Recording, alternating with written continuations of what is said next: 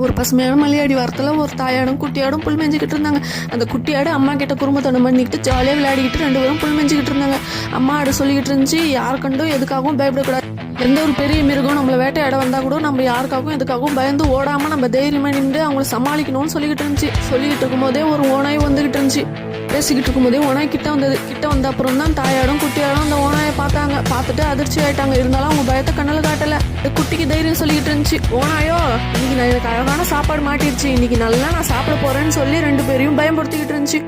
உடனே தாயாடு சொல்லிச்சு, உன்னோட பலத்தை வச்சு மட்டும் தான் எங்களை வேட்டையாடி உன்னால ஜெயிக்க முடியும். என் கூட ஓட்டப்பந்தயம் வச்சா நீ தோத்து போடுவேன். என் கூட ஓட்டப்பந்தயம் வந்து நீ ஜெயிச்சு காட்டு, அதுக்கப்புறம் நானே என்ன உனக்கு இறைய தரேன்னு சொல்லிச்சு. உடனே ஓனாயும் உன் கூட போட்டி போட்டு ஜெயிக்கிறதுனா எனக்கு ஜுஜிப்பி மேட்ரு, நான் எப்படி ஜெயிச்சு உன்னை சாப்பிட்றேன் பாருன்னு சொல்லி 2 பேரும் ஓட்டப்பந்தயத்துக்கு ரெடியானாங்க.